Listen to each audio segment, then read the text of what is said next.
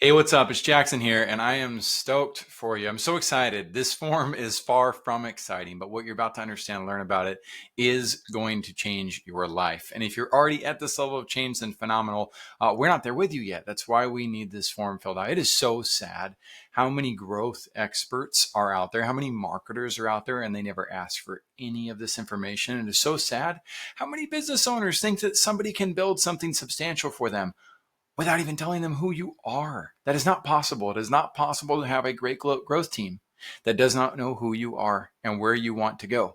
We all want to go to slightly different paths. I can't build your vision without knowing what your vision is, and neither can those who you've hired in the past. And it's so ironic how many business owners chuck rocks at marketers and growth experts out there and like then paint a nasty picture of it being their fault. Like, okay, let's get back to center. Let's take responsibility for how we're onboarding the companies that we work with. If we're not giving them clarity for who we are and where we're at, then they cannot possibly help you win the way that we are going to help you win. And if they're not asking for this stuff, they're not qualified to get involved. They already overlooked it. It's like hiring a wedding photographer without finding out how qualified they are to actually be the wedding photographer. All of their forms, all of the questions that they ask you, that is showing you their class and commitment to helping you have an amazing experience that is once in a lifetime experience and fulfills the dreams and desires of your heart. So it starts with basic information. And yes, you are going to spend about an hour and a half filling this out or having a team member fill it out. You can delegate this. You don't have to do it all yourself. And I get it. It's a spreadsheet and there's things here. What you're going to do, and walk you through it really fast, right? These little notes right here, if you've drafted the response or it's ready for review, we need to know the difference so we know if we should be looking at this yet or not. And if you're an upscale client of ours, upscale meaning you've actually like invested in us, we're doing this for you and with you. You don't have to do most of it because we're going to call you on the phone and do it that way, or we're going to visit you in person and fly out to your location. But it's still, if you're watching this, perhaps it's a good thing for you to know how to do so you can train your future kids regarding it, so you can train your team members why we're doing things this way or why you're bringing us in. It can help your team humbly accept, wow, that's why my boss wants an executive leader and an executive team in place. They can help us get places faster and further that nobody else has done with us. All right, let's move into it. So there's the digital identity foundation. And an important note is if you already have a business executive summary, if you already have a business plan, if you already have a pro forma, those things, send them to us. We can use that to fill the stuff out for you and with you. The key is we're trying to provide this at scale for every type of company out there, the beginners, the intermediates, and the advanced. This is the same type of preliminary business evaluation, or rather business evaluation, that the IBM executive board team uses on a quarterly basis. And I imagine a lot of other very successful billion-dollar companies use this too, this type of information. So please don't let that scare you and push you into the fear of the unknown or into the fear of failure or success. We tackle our fears and the fears and the unknowns by addressing the basic knowledge. It doesn't ask for very complicated things, but it does ask for things you may not have in place and you may not want to reveal. And if you don't want to reveal to us where you're at, well, we can't really help you. But things like knowing your day, right? What does your Monday, Tuesday, Wednesday, Thursday, Friday, Saturday, and Sunday look like? Look, some people work on Sundays and some people don't. Some people work on Saturdays and some people don't. Some people think they're more productive than they actually are. In this book, The Effective Executive, Dr. Peter Drucker outlines and says, you need to log every minute of your day in order to know just how ineffective you are. That's the first step to becoming effective. And so if you don't want to do the minute by minute breakdown and you give us the hour by hour or you give us the chunk by chunk, we're obviously going to have questions about, well, when can we engage with you? And your team members, we're going to need this for them too, right? We need to know who we're going to be working with and when and how on different aspects of project growth, let's call it, or project power launch. So let's move on to the culture and the leadership. That vision stuff, incredibly important. We need that information from you. If you don't have a mission statement, say, I don't have a mission statement. If you don't have a vision statement, say that. Well, we're going to need to form one because we need to know that we can buy into the mission and the vision. If you don't have core values, we need you to formulate them because we need to know what core values we share. If we're not inspired, if you're working with people who do not care about core values, you're not going to win. You're not going to get the results that you want. we literally are going to want to know that your core values are things that we also want to live by. That's what creates an abundance of good feeling in the culture that we're participating in. Ours are love, patience, persistence, consistency, and reliability. And I talk about them multiple times per day. I live by them. When I get hangry, I'm like, oh man, I'm not being very loving. I need to apologize to that team member. That's an important aspect of first class business. That's the reason why people absolutely love to work with us, is because we do care about actually living by our core values. So that's going to be important for your brand and our brand. Your brand might be hard work and tenacity and getting after it. That's okay. Like, I actually agree with those things too. They're not the forefront of what we do, and they're only part time for me. I don't do that full time.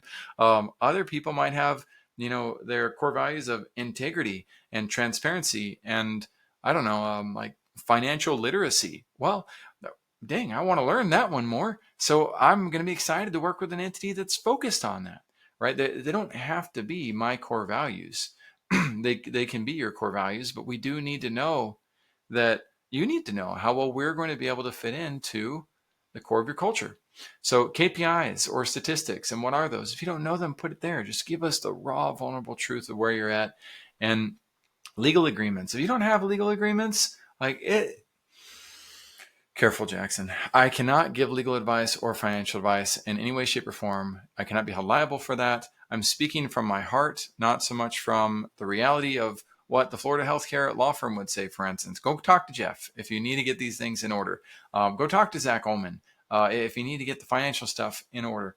I'm not saying they're not important. What I'm saying is, in terms of us working with you, it is more important for us to know what you do and do not have, so that we can help you build these things into your equation at the right time and the right place. And when it comes to putting the privacy policy together, like if you don't have that, we need to know it so we can help. And that doesn't mean we're going to stall everything else for growth, but it means that we now know that every 90 days we need to take a look back and see, where are we at with this? Do we have the right things? Do we just have a template, or do we have the thing that makes the brand really feel strong and centered and balanced and gives everybody a sense of security? That's what we want. We want prospects, team members, candidates, um, PR media professionals, investors. Everybody's looking at your brand. We want them all to go, wow, I feel really good here. I'm really safe here. Wow, this person really cares about doing things the right way. Yes, we do. What is your operational budget? Team training and company meetings. Who decides which meetings? I'm going to reveal a trick here. It says me. Well, if you're the one deciding all the meetings for your company and you're not the CEO, CMO, COO, CTO, CLO, right? And you don't have those, like what happened? Where are the people? And if it's you doing all of them, procedures, resources, and templates to be able to get out of those positions? And at what point is your company going to collapse under the pressure of, and you collapse under the pressure of trying to do all that yourself too, right? There's some truths here that you need to be aware of. This is about self-awareness. This is about business awareness too, and org board. And yes, I did play with a historical scenario here with Jesus and Peter and James and John and beyond. And it doesn't matter what religion you are or if you're not religious, etc. The point is, it is a very recognizable organization chart. And the goal is not to keep it like this. It's to put your name as the founder. And if you're the CEO, your name as the CEO in your bio. And if you're the COO, you then are the COO, right? We need to get that organizational board in position to where it helps us see, what are you doing? How are you doing it? Are you great at those positions? What is the good and the bad and the ugly related to all of that? Because you can't win and keep the ugly and shoddy in place. We've got to be able to help you see when, where, and how to create infrastructure around those different types of positions. So these are some of the positions that make sense. And then these are some additional types of positions that might exist. The person who washes the dishes at a restaurant should be on the organization board. But if you don't have a restaurant, if you have a coaching firm, or you have a legal firm, or you're a naturopath and you don't have, the infrastructure of a team beyond you, then okay, then you don't need a dishwasher. Obviously, we need to know what your entity and what is doing, and how many roles you or your executive secretary or that poor VA that you have that is experiencing virtual abuse, stacking so many hats on their head and making them do everything. Not okay. I'm not here to report you. I'm here to help you and help them by getting a lot of those hats off their head so that you can have more holistic relationships with people that are helping you build and that everybody can win with a sense of abundance. What assignments or activities need to be taken care of? The internal infrastructure. Do you have job descriptions, task lists? Do you have procedure manuals and handbooks? What about the team bonuses, rewards, commission systems, comp plans, and awards? And have you thought through these elements? Maybe you haven't. And again, you'll be a little bit faster with the document because you get to put, I don't know, or I don't have it. But please don't get whimsical about this. Don't go to the get rich quick side of just like, oh, I'm exhausted. I don't want to do this. Look, you're eating elephants. That's what you're eating as an entrepreneur. And the bigger the scale of what you want, the more elephants you have to eat. And you need to eat them one bite at a time. And if you eat too much, you're going to get fat and obese and it's going to feel awful and it's not going to be great. There's a process for this. But I'm constantly trying to help inspire you and invite you to see that stop doing it yourself. Get team members who can eat this buffet of elephant with you and empower and trust people to help you build beyond what you're capable of doing with your own two hands. Many hands make light work. So then comes the things that the little bit wiser marketing agencies ask for. And I'm telling you right now, if they don't ask for all the things that I just asked for, you're running off of a cliff with them. They need to be more responsible. And if they're not, don't work with them. Branding guides, web usage guides, Google Analytics, rating your marketing experience. See, most of these marketers, they ask you for this information so that you then feel scared and like, oh my gosh, they know more about this than I do. The psychographics and the demographics, they're just getting into your head and heart so that you'll give them a paycheck so they can pretend that that's going to solve all your problems as a business. It's not. You need to, you know more than they give you credit for. You don't need to have your keyword phrases down in order to do well on SEO. You don't. You do need to work with people who know what they're doing, but it is not the person who's trying to make you fear and feel like you don't know what your market is searching for. I don't believe that. So the what do you sell and for how much? Loyalty and rewards programs, and your offer strategy. How did you create your offers? Again, there's all these little notes in here to help you build out what's going on the marketing side. We need to know the depth of what you do and don't know so that we know when we need to be spotting you in the weight room or when we need to just do the weightlifting for you. All of this information helps us get centered around where you're at and what you know, and you'll never be comfortable with us as a brand until you can speak our language, because you're always going to have to be involved to some extent unless you have us or some other entity coming in to take over for those C-level executive positions or as equity partners. So we're not here to force the issue on that or make that happen. We're here to make sure that you have as much transparency as possible about where we're going and what needs done and how these things need to connect, because at the end of the day, all of these things connect as pieces of a bridge. You can't win with one piece of a bridge. You need to have all of this accounted for to some degree. And I will come back to you. And if here's another trick, sales and fulfillment. You're going to give us these numbers, and these numbers are very important, whatever numbers you have. Now, as important as they are, I'm also going to say they're not that important. What the heck? What does that even mean? How does that work? Well, here's the reality. If you're not at scale and you haven't had a business for more than 10 years, then your numbers are bogus. They're not actually real. So if you've got, for instance, if you've been in business for 4 years and all of your business in the past has come through word of mouth, or through a local organic search, for instance, well, your close ratios for that are going to be completely different than your close ratios for ads that you run on Facebook or for your podcast appearances. And as your brand gets more and more traction, and you get more and more diversified in terms of where your brand is being found online, LinkedIn, Facebook, etc., well, now people are seeing you on multiple entities. And which ones do you give credit to for attribution purposes? Which one can you attribute the success to? It gets more and more complicated, like a Rubik's Cube, and adding new layers of the Rubik's Cube. So while this information is extremely important, most of you do not have the capacity to give us the scientific breakdown of how all this stuff comes together for you. And I'm not trying to discourage you from not doing it. I'm trying to help you realize that we have a certain level of depth that most other companies never try to articulate to you because they want it to sound easy and simple so that you'll put it in their hands so they can get you as a customer for somewhere between 3 months and hopefully 24 months or beyond, but they're going to drive you to your grave, just like all the other marketer providers out there are to the other 96% of business owners who lose within 10 years. And I don't want that to happen to you. I don't want to even pretend to go that route. So we ask for all of this information up front. That way we have it registered and recorded. Our team, if you're paying at a much higher level with us, usually that threshold's around $5,000 a month. If you're around that point, we're actually doing a lot of this for you. You don't have to do all the because we can go into your systems, get access, of course, by you giving us access, and we can then piece this together. In fact, some of the information we gather from your website itself. It shows us what your about page says and whether you have a mission statement or a vision statement that's true, or whether you've got it buried in some drawer in your home, and it never actually went anywhere. So we're here to make sure that you win as best as possible. And we're trying to both empower the newbies in business or the ones who are in a position to where they can't afford to hire us, or at least your mindset is telling you that you can't afford to work with us, when in reality most people can't afford to not work with a brand like ours. That's why the Deloittes and the McKinsey and Companies and the Ernst and Youngs and the Bain Capitals and the Virgin Startups exist. That's why these brands, when they've got better track records, Y Combinators, to help people win faster.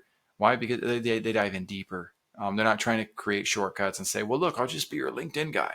Well, look, I'll just be your executive assistant.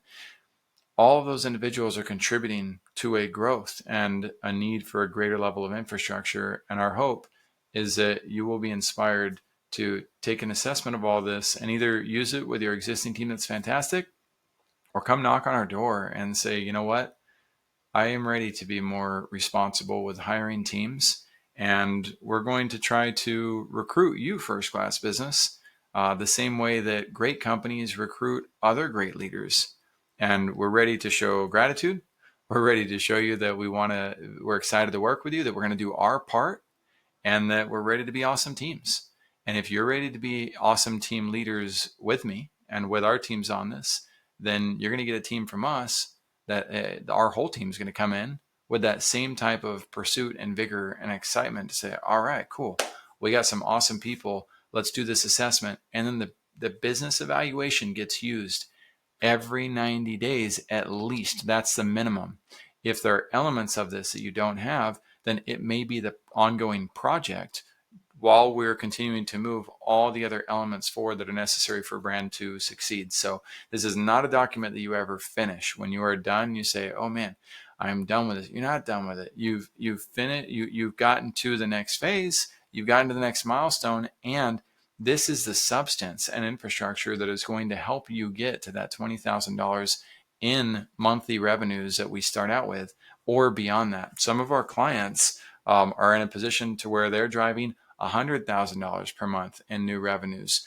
We're not trying to inspire you to become a cash grab, cash hungry entity. What I am trying to help you become is a wise steward.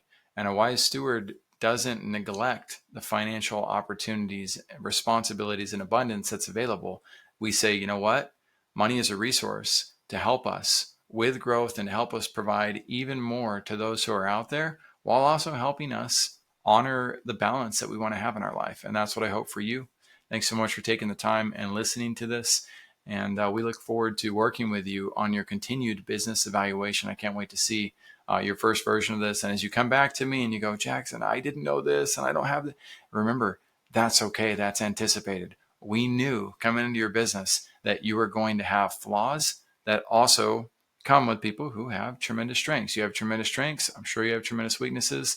And I can't wait to work with you in relation to both. And I can't wait to see you show grace for our weaknesses as you also embrace and benefit from all of her wonderful strengths as well. Take care, everybody. Bye-bye.